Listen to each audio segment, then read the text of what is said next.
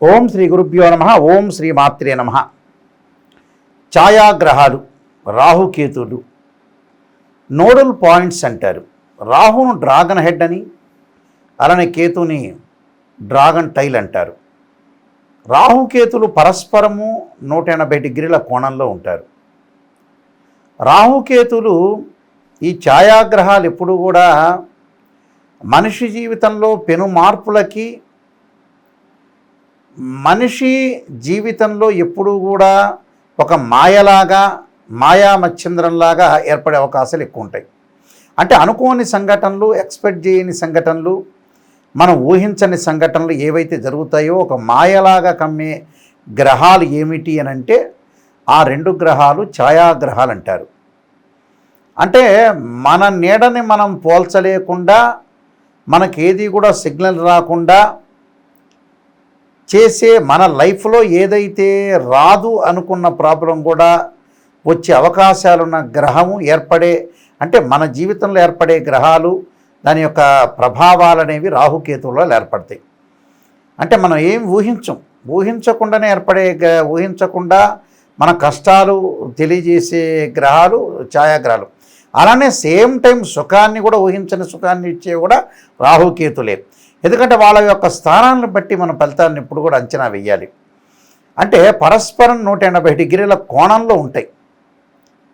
అయితే ప్రత్యేకంగా దీంతో కాలసర్పదోషమని, సర్పదోషాలు, రాహుతో ఏర్పడే గురుచండాలయోగ దోషాలు ఏర్పడుతుంటాయి.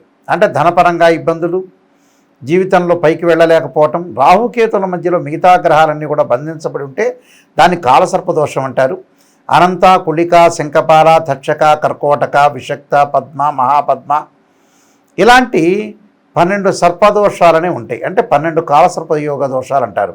రాహు అగ్రభాగంలో ఉంటే, కేతు అధోభాగంలో ఉంటే సవ్యకాల సర్పదోషమని, అలానే కేతు పైన ఉండి అగ్రభాగంలో ఉండి అధోభాగంలో రాహు ఉంటే అపసవ్యకాల సర్పదోషాలని, దానిలో దృశ్యగోళార్ధ కాలసర్పయోగ దోషము, అదృశ్యగోళార్ధ కాలసర్పదోషము, అలానే అన్యదృశ్య గోళార్ధ కాలసర్పయోగము, ఇలాంటి కాలసర్పయోగ దోషాలు ఉంటాయి.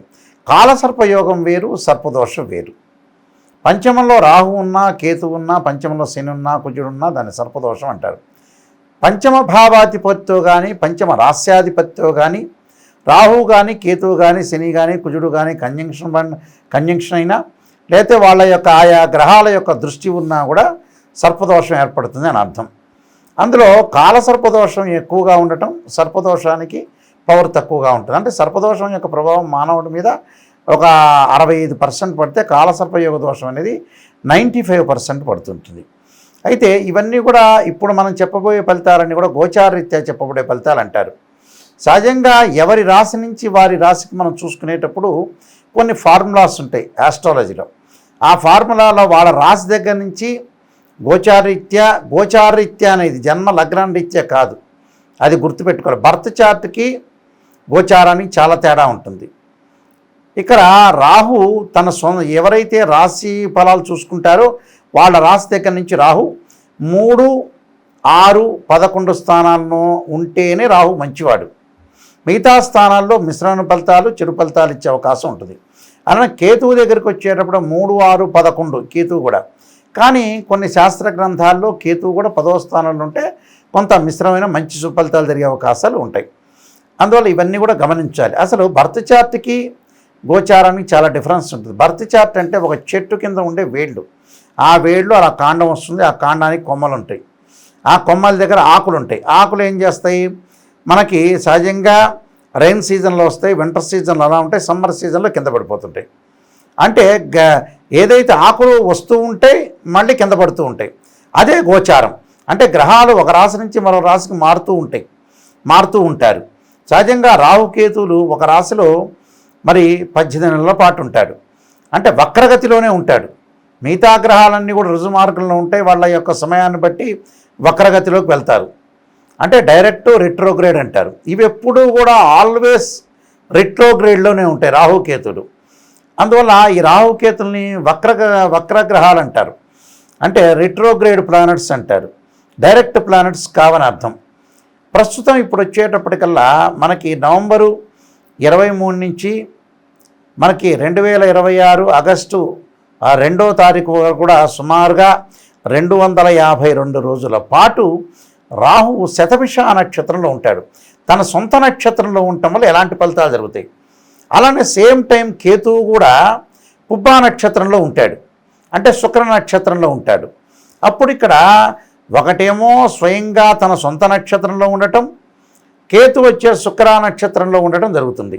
ఇక్కడ రెండూ కూడా రాసులైతే మారవు. రాహు కుంభరాశిలోను, కేతు వచ్చేటప్పుడల్లా సింహరాశిలో సంచారం చేయటం వల్ల ద్వాదశ రాశుల యొక్క ఫలితాలు ఏ విధంగా ఉన్నాయో మనం తెలుసుకుందాం.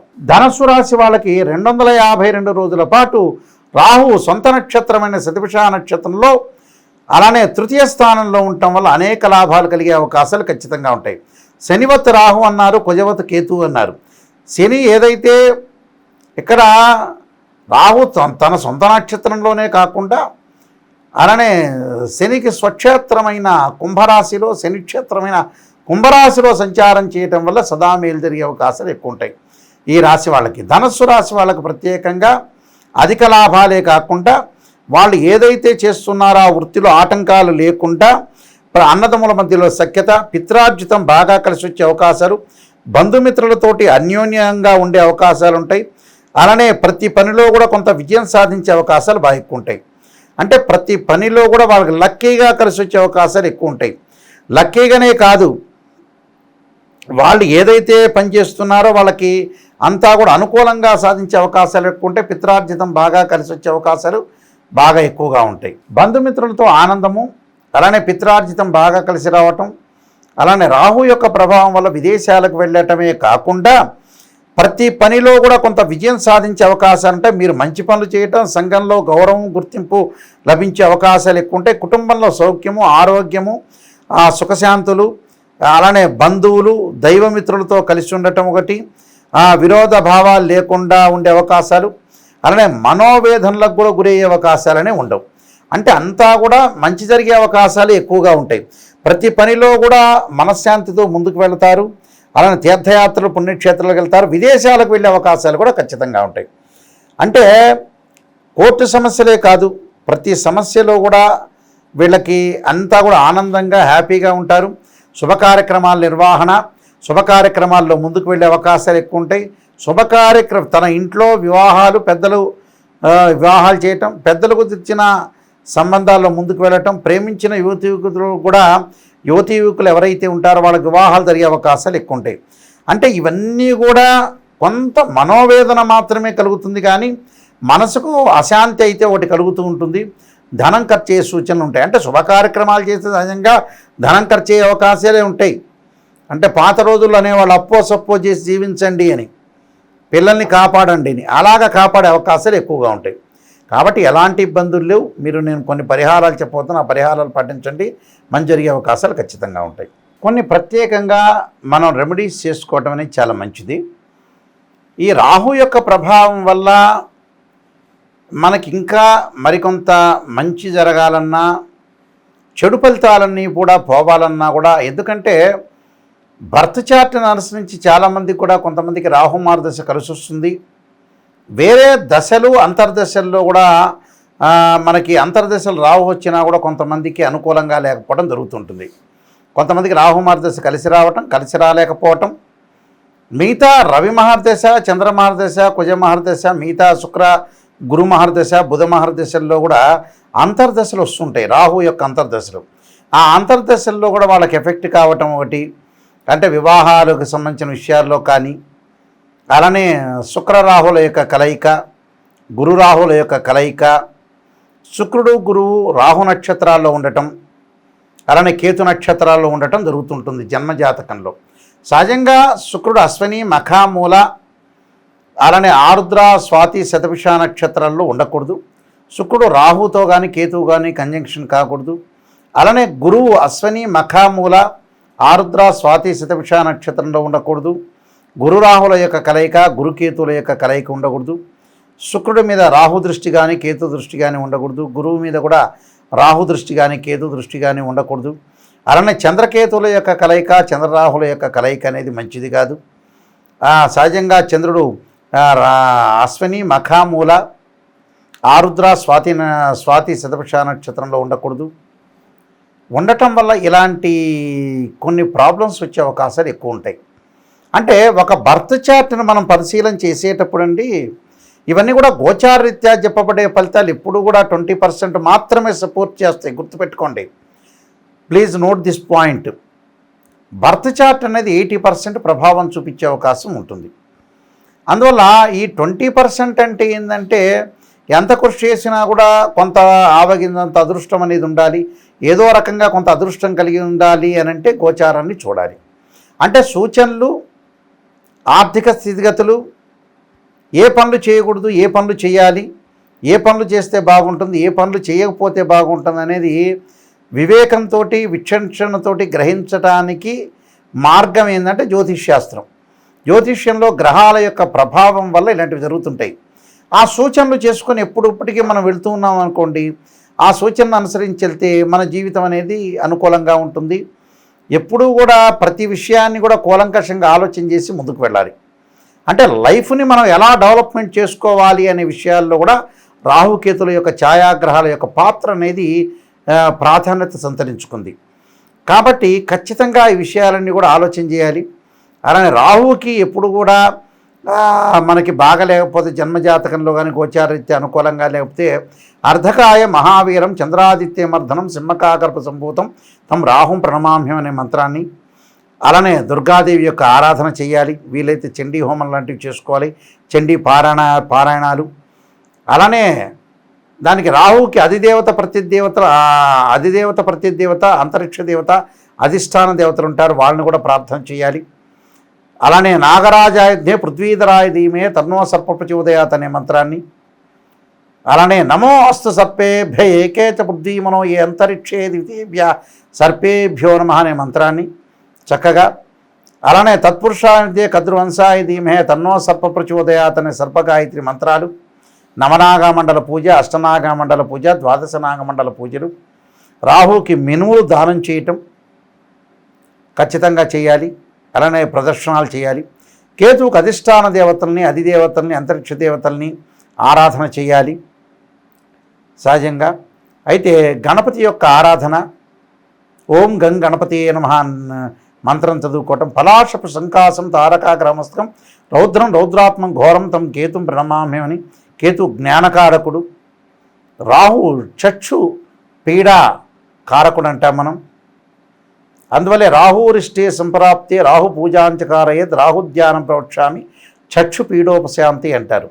కేతురిష్టే సంప్రాప్తే కేతు పూజాంచకారయేత్ కేతు ధ్యానం ప్రవక్ష్యామి జ్ఞాన పీడోపశాంతి అంటారు.